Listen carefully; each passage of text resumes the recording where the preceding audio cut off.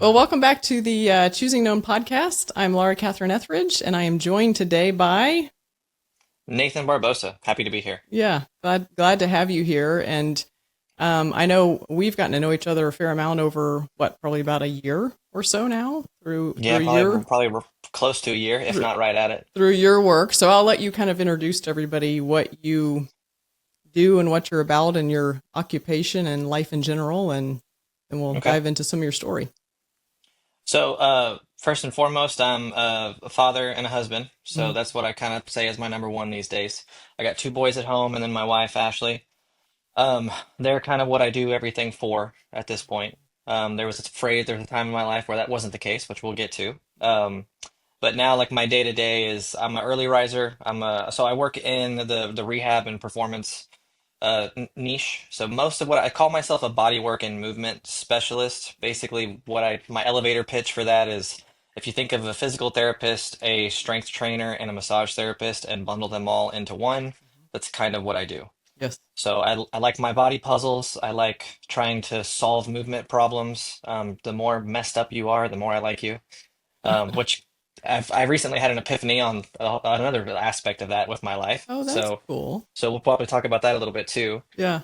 Um, but that's my day. I try to start early and get done early so I can be home with the family. Yes. I try not to work later than 3 p.m. and I try to spend my evenings at home. Yeah. Yeah. Well, and it's so, I so appreciate what you do because, of course, I've gotten to benefit from that over the last year. And I remember before we met each other, I had actually really been praying. I'm like, God, I have a body puzzle problem that I need help with, and I need somebody, and I don't know where to find this person.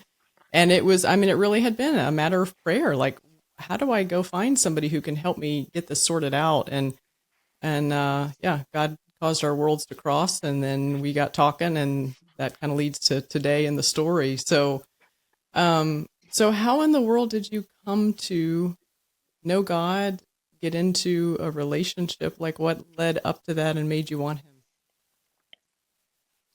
So it's kind of a two-part thing for me. I was raised Catholic, and I feel like for most people, Catholicism isn't a choice. It's like a life you're brought up into, at least from my experience. That's how my whole family is. I went to Catholic school growing up. I did that kindergarten through like fourth grade. In chapel twice a week, church on Sundays, just going through the motions, all Mm, the sacraments, all the things. I left Catholic school and then went to public school. My parents were going through a divorce at that time, so things got dicey. Um, I went through confirmation, which for Catholicism, for anybody who doesn't know, confirmation is kind of like one of the last big sacraments before like marriage. And I remember going through that and like really not wanting to do it because it was like parents wanted me to do it. The home life was a mess, and it was just like I was being told to do this thing I didn't care about. And I was starting to really rebel in life at that point too. But during the confirmation retreat, that was my first real like experience with God. I believe that whole weekend was just like I was just there. I was just going through the motions. mm, And I couldn't tell you, I barely remember much of it, but we did some exercise or thing during that weekend where that was the first time like I felt something and there was a connection. And that came and went about as fast as it could possibly happen. I mean, there was maybe like for at this point in my life, I could probably say that was about a week of feeling something, kind of. And then I was right back into my rebellious hellion phase and I just went crazy. So for years I was just in a crazy lifestyle, which if we can maybe go in and out of talking about that if you want to, because I think it's all kind of relative or relevant. yeah, whatever But you'd want to but there. but the so I had this whole life basically with the parents' divorce and then everything going on with that. We had a really dicey upbringing. I have a father who's very narcissistic and was very like emotionally combative with my mom during the divorce. So it was a lot of manipulation tactics, a lot of like, come live with me and I'll do this for you. Come do this, sign these documents, I'll do this for you. My mom's just trying to take care of five kids on her own. So I'm the second oldest of five. So like there's just all this chaos going on. So throughout all of this, I'm just trying to escape. So I'm doing almost every drug you can imagine. I'm barely going to school. By the time I get to high school, like my junior, senior year, I think I was out of school just as much as I was in school my senior year. I mean, I barely graduated. I had to go to an alternative school. I do have my actual diploma. I'm proud to say I didn't get a GED. I don't know how, but I have a real diploma. But by the time I was finishing that phase, that was when I found my wife. Like we started really connecting, and she's the one who started to reel me back. And I'm just going to say like reality. When I met her, I told her I didn't want to get married, I didn't want to have kids, and I didn't believe in God. So things have changed just a little bit. Just a little bit. Um, And her at the center of all of that, it sounds like. oh yeah, oh Yeah. yeah. She is like the exact opposite of my upbringing. Mm, Good-hearted Christian family. Parents are a awesome example of what a loving, Christ-based uh, couple marriage looks like. Of course, we all have our faults. We're all human. sure. But I learned more from them. I've learned more from them in like the first 3 years of us being married than my entire life as far as like what a real marriage and relationship looks like. And my wife got to grow up with that. So she's also a strong woman and she literally like beat me into submission to a certain extent. She just didn't stand for the BS that I brought into the relationship and she put her foot down multiple times and she was like, I stand for, a Christ-centered life and I want to be married and I want to have kids. And if you care about me, you're going to try to make this happen. And we broke up for like a week. And by like day five, I was like, I'll do whatever it takes to keep her. And then Mm, we started going to church together.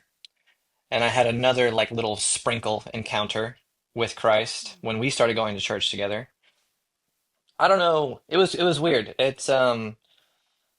We were in service at Covenant Church in Carrollton, Texas. If anybody, they're a fairly popular church, or at least they used to be. I don't know if they're as popular as they used to be. Pretty good sized church. But Pastor Mike Hayes was the pastor who kind of somehow got a hold on me throughout my whole history with religion. I'm just going to say as a whole, I didn't like the robotic, repetitive, ritualistic nature of Catholicism. It was too cut and dry to we do this on this weekend. Like when the whole book is dated for the year and scheduled, mm, like that's just so inauthentic. And at the time, I didn't realize that. I just knew I didn't like it. mm, And I was just a kid. But when I stepped into these non-denominational, Christian Bible church that really spoke the Bible and was almost to me, I mean, initially I told people I was like, I feel like I'm sitting in a college theology class the way these guys would talk. And there was a guy at Bent Tree Bible who was my pastor Pete. I only went there a few times. He was the first guy who I was like, okay, I could sit and listen to this mm, from him. Then I made it to Covenant with my wife and her family, and then it was the same type of guy. And I was like, okay, I've been in this before. I like this. I still don't know where I stand on it, but I'm interested. And then during some little thing we were doing, he just like asked us, he just made everybody stand up, put their hand on the shoulder of the person next to them, and pray over them. And I just like broke down. I didn't think I was going to get emotional from that. it's neat though But how we get touched those moments like they really touch us. that was um that was the first time I felt something I couldn't describe, like didn't understand. Mm, So that was a big moment. Um that lasted a while. That put a big fire underneath me as far as like, okay, this is real.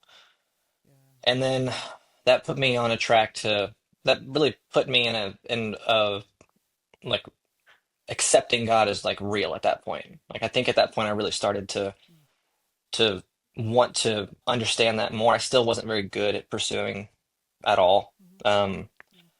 Because at this same time, through this phase, I'm still smoking a tremendous amount of weed. I'm still like experimenting with recreational drugs. Me and my wife were kind of sort of doing it together at this time, but I was just involved with a whole lot more with like my own friend group. I think we had just gotten engaged at this point.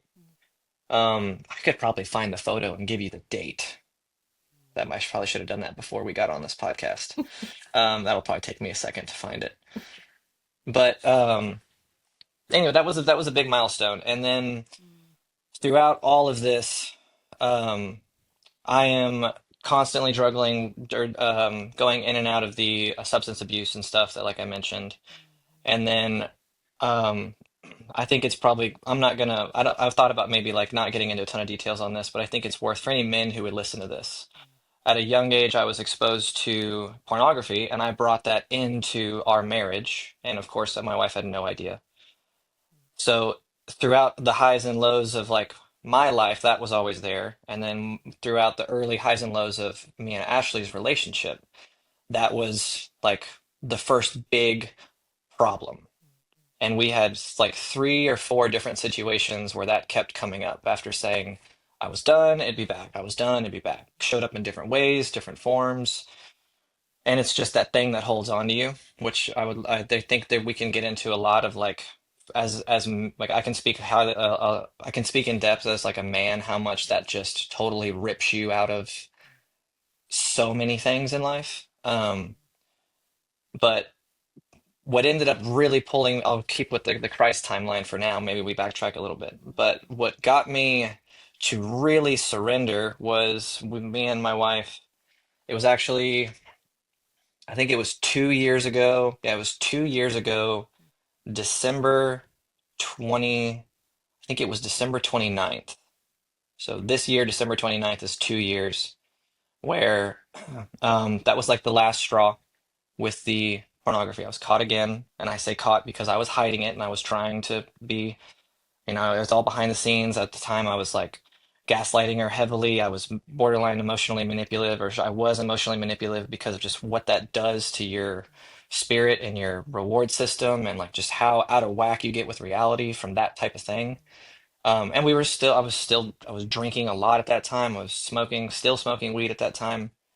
So every chemical in my brain that could be altered was altered. My reward system was just an absolute mess. All I cared about was work and money. And I succeeded at those last two, but it cost me everything along the way.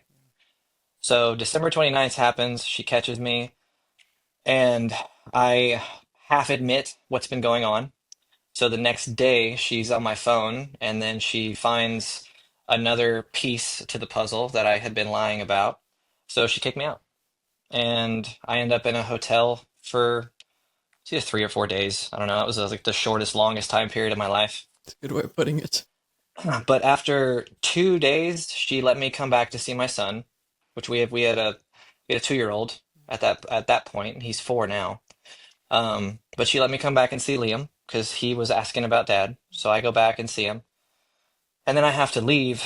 And on the way home, I was only there for, I don't know, maybe an hour or something like that. And on the way home, I just break down in the car. And I should like, if I'm putting my life on everything, like I don't remember seeing the road. I don't remember any conscious decision of I need to go to church.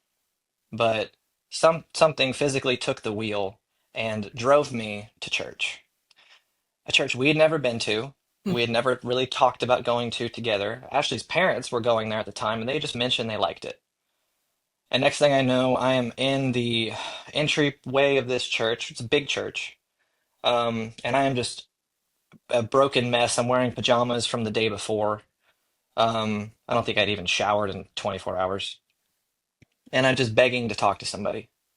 And the next thing I know, they're like, okay, nobody's here. It's 5:30 on a Thursday. Like, our doors aren't even supposed to be open. And of all people, like the kids' youth pastor is the one who happens to be in the building. And I just lose it. And I just break down. He's like, what's going on? And I tell him everything I just told you. And he's just like, are you willing to give your life to Christ? And I've never been so sure on a decision in my life. And that whole experience, just, I've heard the phrase surrender before. I never knew what it meant, but I gave everything I had when I said that prayer in that church. amazing when it's like the whole of who we are. Like we just realize like every level of who I am right now is coming into this, and I'm Yeah. picking it. And I mean, I truly surrendered. I mean, I truly, truly surrendered. And, if Ashley was sitting here next to me, she'd say that if that didn't happen the way it happened, we wouldn't be where we are today. Um, we think we'd still be together, but we probably wouldn't be anywhere near where we are now. So that led to, I mean, from then on, I've never prayed more in that week period in my life. I've never begged more in that period. Mm-hmm. And every prayer got answered. And not without my own work along the way. I mean, I think that's something that should be said. I think, prayers without legs don't go anywhere.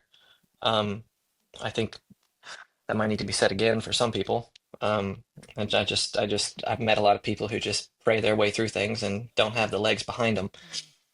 But I gave my life to Christ. I put in the work. Um, we went to marriage, joined a marriage group at the church. I started doing my own therapy, and it took a year before things started to feel normal.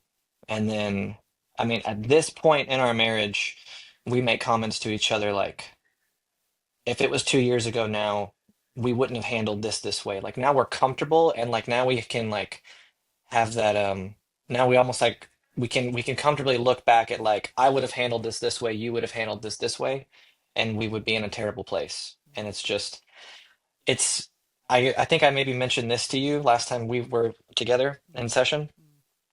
Like now I can like anticipate old emotion that like wants to come up but doesn't come up. And it's just crazy to be on this side of things. And I think a lot of that has come with when you truly put God first and you put yourself as less than, and you can let go of ego in a way you haven't done before, and you can put purpose above yourself, everything starts to change. And that's I've just seen that domino effect so much. And even like, we have a faith, our facility that we work in, the owner's very Christian, and we have like a faith-based business is what I'll go ahead and just call it.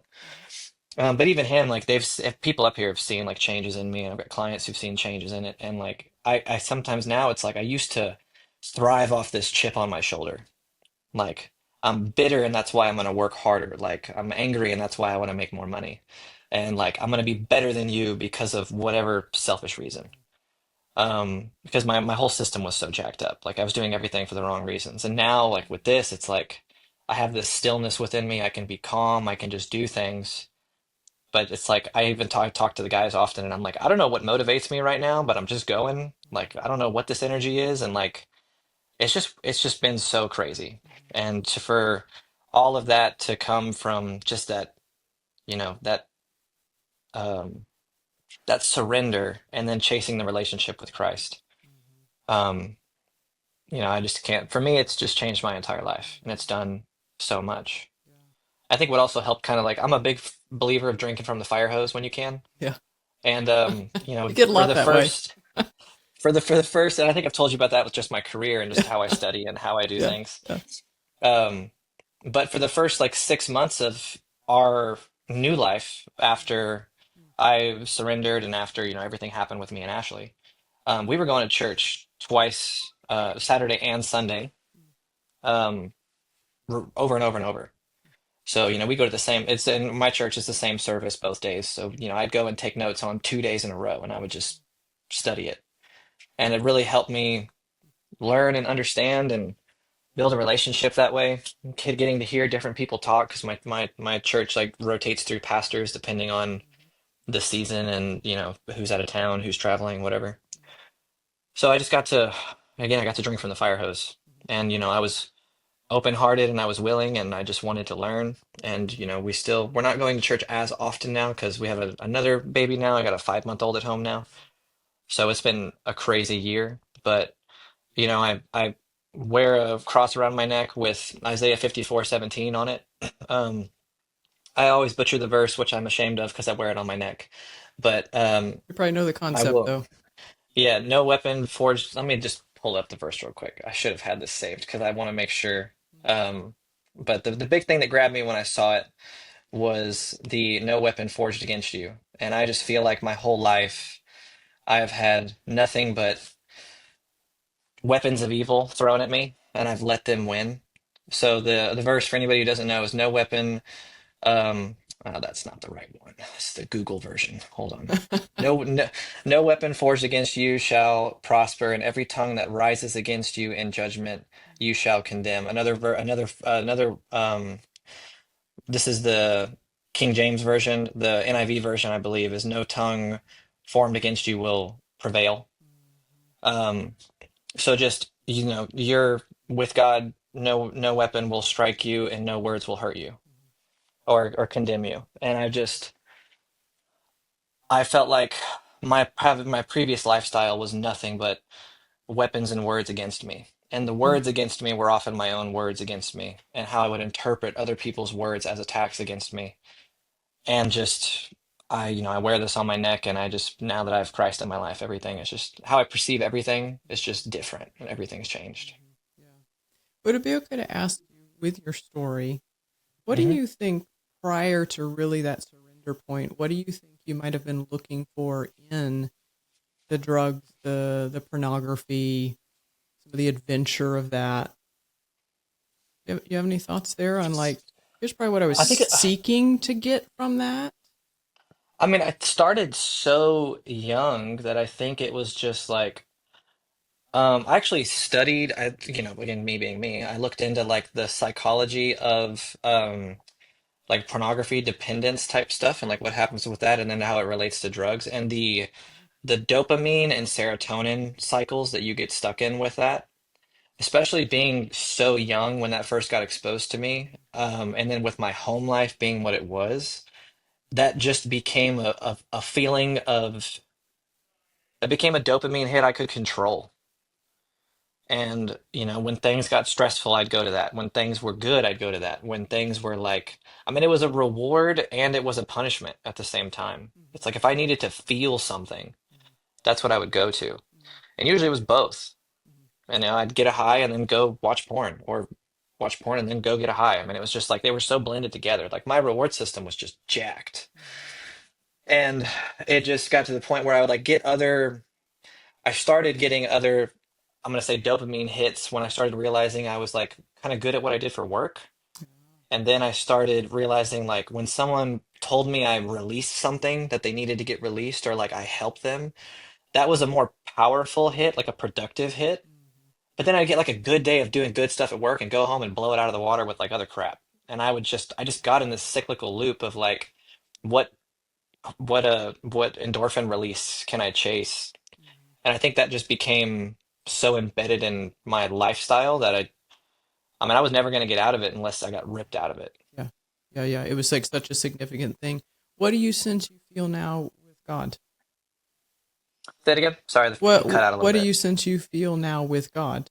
So on this side of receiving him, what do you sense comes from that relationship that maybe would be opposite of or replacement of what you had before? Well, I think now I know what it's like I know what it's like. Stillness is the word that I use all the time. Mm, Like, I know what it's like to be able to take a breath and actually like give it to somebody else, whatever it is. Where before it was like, okay, I need to bury this. I need to escape this. Now it's like, now that I have the higher power, now that I have Christ and I have this relationship, sometimes it's it's praying every day and I can just take this little stress on me and let it go. Or sometimes it's just I just can breathe now in a way that I wasn't able to.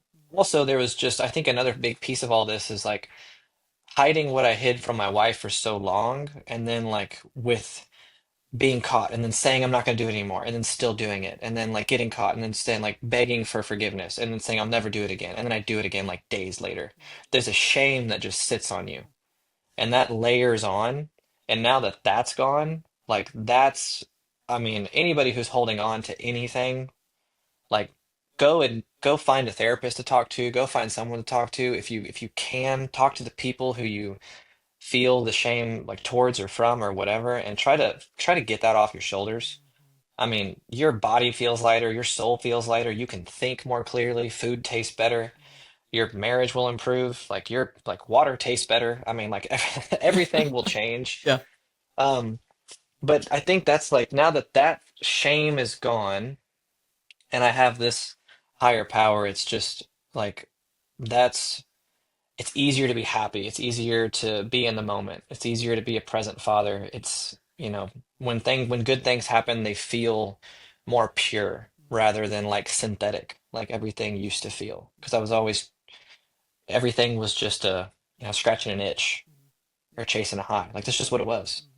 So how's it changed your work now? Because you mentioned it kind of like even I was getting like these dopamine hits from my work, and then I was doing my work like that was my life plus the money. How is that different? So it's the thing that's changed looking like 30,000 foot view, maybe 100,000 foot view. The biggest thing that's changed is like I have better clients now, which took a little while for it to happen. But as everything has happened and my clients asked me or saw differences in me, I just started talking about it more. That when someone just starts wearing a cross around their neck, some people like will just ask questions. And I've always been a fairly open person, so my clients just ask questions. And it just attracts a certain type of person, and then I get these better clients. So like my day to day is easier, so there's less stress. My Mm, work was like that game I was trying to win at, and then it became like more of like my happy place and my place of uh like peace and like my flow state zone, where I guess it was kind of that before, but it was like fueled with more like negative energy, hmm where now I can just be much more present with my clients. I almost feel like sometimes I look back and I wonder like, is my intent as good as it was back when I was the way I used to be? Because it really felt like I was trying to prove to every client constantly like how good I can be. And now I think it's a mix of maturity in my career, just knowing more, and also just again, like when the ego goes away and like there's something else above you, you can just be more present in everything. And like I get better clients from that, I have better retention from that. Um, and no surprise, like my body feels better because I'm not like a stress ball fighting through everything. Um, so it's just, I mean, so many different layers to what's changed. But I think the biggest thing is I've got better clients. I have a more consistent business. I've been happy to say like it's financially grown, and it's like I'm stable in a way that I didn't feel like I was before. And the more I talk about it, the better clients I get and the more it keeps going. yeah.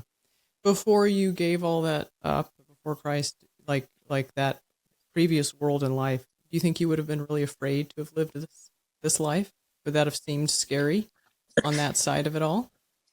I don't know if afraid is the word. Mm, I think it was more, what's a good word for that? More, I don't know. I would have just not given it any thought. mm, Because it's like I was a self-proclaimed atheist for a while. And because I grew up in Catholic school, I knew the Bible better than most people during that time frame. And I vividly remember having like conversations with Christian friends where I could use their verses against them. It was not a good time for me. no, Like, no, but you were sharp. Like uh, you knew the word of God, and you had a sharp mind. But it was like I hadn't really internalized that. Yeah. yeah. So I think, I mean, if I wasn't where I am now, I'd probably still be that in some way. And I feel like I would almost be, I don't think I'd be very apologetic with it. And I don't think I would, I mean, it would just be like, there would just be like a sense of evil living in me, which I feel like kind of was at that time. Um, Maybe I would have kind of slowly changed just as like marriage happened and kids happened and stuff like that, because I've definitely softened with, having children. But like I mean, everything I've talked about so far, it's like I had to have these things happen the way they did to be a better father, be a better husband, be more present with my children, be more present with my clients, be more empathetic as a whole. Um, so I'd probably just be a lot more cold in life. Um, and then just, I mean, if you were to try to come in now in this alternative reality and talk to me, I'd probably just blow you off and just not have the conversation. Yeah.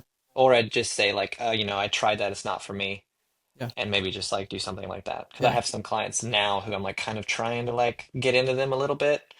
Um, because my pastor, a little tangent now, my church always talks about not trying to reach the masses, but everybody has their one more. So like, who is that one person in your life who, you think could have a better relationship with Christ that would improve their life or their family or their, whatever it is.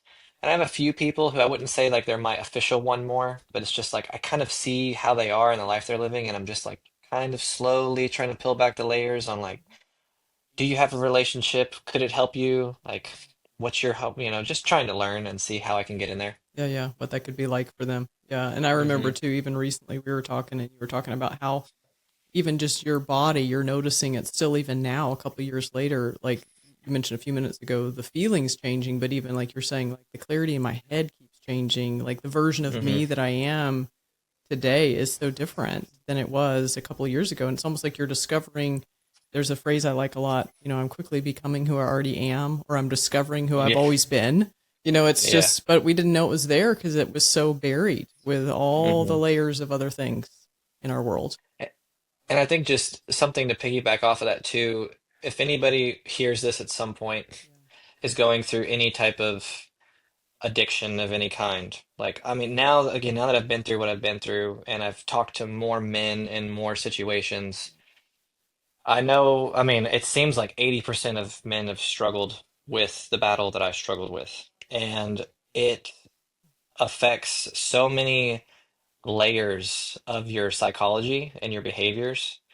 And with the time frame that I had doing everything that I did, I mean, it's 2 years clean, and I'm still transforming in terms of like what feels like my reward systems and how I think and clarity. And I'm at this point now where like I don't know as if it's like if it's just awareness, if I've like gained some wisdom from what I've been through, or if it's part of me thinks from because I'm a nerd and I studied things and I looked into like the endorphin cycles and the reward Sure. systems and how dopamine, serotonin channels change and stuff like that. I think there's like this multiple year, like, it seems like 2 to 5 years for people who've had long-term dependence of anything, your brain chemistry keeps changing. And I think I recently have like kind of found a new, like I've hit another milestone with that. And with just being clean and then finding Christ and going through that and then like being now very hopeful and optimistic to what keeps coming. If people can, if this can inspire anybody to just know that like there are so many levels of freedom that keep coming once you get through the worst of it. And you're going to have your ups and downs along the way. Like nobody's perfect. It's not like you cut clean and then it never happens again. But when you just keep chasing everything for the right reasons and you have God first and you just stay disciplined in the process, you'll look back in a couple years and be a different person. I mean, in 6 months, you'll be a different person. And in 2 more years, I can only imagine what my brain is going to feel like. Um, it's just hard to explain if you haven't, for people who maybe don't know what it's like to have like a chemical dependence of some kind. I think everybody nowadays with technology, I mean, you take a month off of technology and tell me how your brain feels. Now, times that by 20 after, and then think about what that would feel like if you did that for like a year or 2 years straight. Like that's the best way I can describe like what it feels That's a like great way of explaining to it. Yeah, for somebody who maybe to hasn't lived in that. hmm Yeah. there's just this cleansing and this peace and this freedom that comes with it, and you just get emotional clarity and there's like a physical freedom, and I could just talk about it. I could Yeah. just go in circles on talking about that, but Yeah. Yeah, that's so good. So what do you sense is next for you? You've walked these last 2 years especially close with the Lord and you and Ashley and the kiddos, and what do you sense is next in so the journey and the story? as soon as our life can stabilize a little bit, which we keep saying, like, I mean, I don't know, at this point, it's just adapting to the chaos of parenthood. Yeah. We really want to join a community group and start getting more into like more families who are Mhm. already Christ-centered. We met some people in our community who we really like, and we're just trying to figure out how to balance life right now. Um, And then with that, I would like to get more into, just talking to more men about like just what we've all probably gone through. But at some point, I would like to, I don't know what it'll look like. I don't know if it'll be like giving an official testimony, like to my church, or if it's just finding a men's group and maybe like not leading it, but just trying to get more into that. The owner of our facility, Scott, I mean, he thinks I should like lead a group and thinks I could do so much. And it's funny at one point, 'cause my brain's extreme. I drink from the fire hose, like I've mentioned a couple times now. But I think you stay during, drinking from the fire hose. You just change a little bit of yeah, what's coming out of I, it yeah, periodically. the flow rate changes a little bit. Maybe there's a few fire hoses that I pick from, Yeah, a depending little on, different flavor fire hose, but yeah, yeah, yeah, yeah. yeah, yeah. They're typically always wide open. Yeah, yeah. Um, but oh, I just lost my train of thought. Oh, when I was, there was a period of time, maybe around like the 3 month mark, 6 month mark, after everything really happened and blew up for Ashley and I. When I would say I don't want to say my relationship with Christ had the most fire behind it. Mm, Now that fire is just burning, I think at a steady pace where, it's like when you get that new relationship, it's like it's napalm with kerosene on top of jet fuel, and it just burns like crazy. There was a phase of that where I just kept thinking like I want to study the Bible, and like seminary school like was interesting to me because I'm a nerd and I like to mhm, just learn everything. And I listen to these long form podcasts that my church does where they just go deep into theology. And there's a part of me that thinks maybe in another phase of life I might mm, go down that road to some degree. And I don't know if that'll be just self-study that turns into, little mini preaching that turns into like, let's work with some small groups of men. Maybe it'll be, troubled youth. I don't know. I think there's something in my future with that, but um I can't let myself jump off a cliff into something else right now. I Yeah, just yeah. need Life to is full with what stabilize you life. have. Yes, with what you have. So, but I do feel some form of a calling to that. I think that'll happen at some point. Yeah. I just, I see my younger siblings. So my dad's been married and divorced 3 times. Um, and the second marriage, there was 3 other children, and they're like my real brothers and sisters. We love them to death. We see them as much as we can. But seeing what they've gone through at the ages they've gone through, and then me being old enough to potentially offer like some wisdom and advice on that. I don't know how much I've been able to help the boys, but I think about like if there's other kids I could talk to, and if one of them I could give some advice and guidance and some mentorship to help them, I can only imagine what that could do for them. Um, I was unwilling to listen when I was in that age range. I was, when you're a teenager, you know everything and you don't listen to anybody who's older than you. But I just still can't help but think if someone would have poured into me more, like the right type of person would have found me and poured into me more, what that could have done for me. Um, I just think about that sometimes.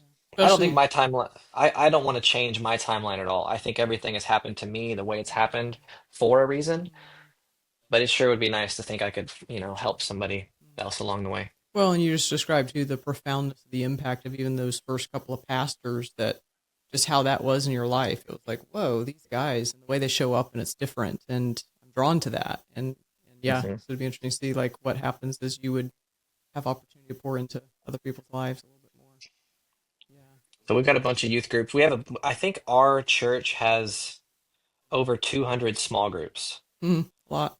Um, it's a big church, Mm-hmm. Lake Point Church, in Rockwall. If anybody knows of them, Josh Howerton is the main guy there. Um, but there's like a group for every type of person in every walk of life and everything. So I'll sneak in there at some point and start working my way through it, and Yeah. see. I have this goal of being able to sit in a small group with Josh at some point. Yeah. Whether that's one time or like regularly, I don't know. But again, that's just my fire hose drinking Yeah. mindset that I'm trying to go for. More dreams that are More out there. more Yeah. dreams. Going after them. Always looking at something. Yeah. Thank you so much for sharing all of what you shared. You're welcome.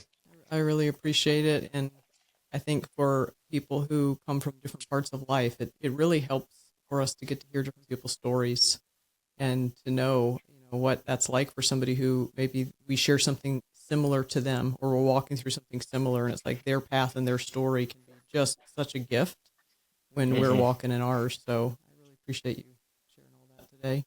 Is there Absolutely. anything else you'd want to say to the viewers before we would?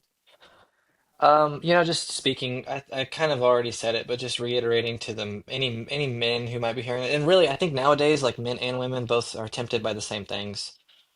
But the like the way society has become with like letting sexual sin be normalized and letting that become its own idolatry in any way, shape, or form in life.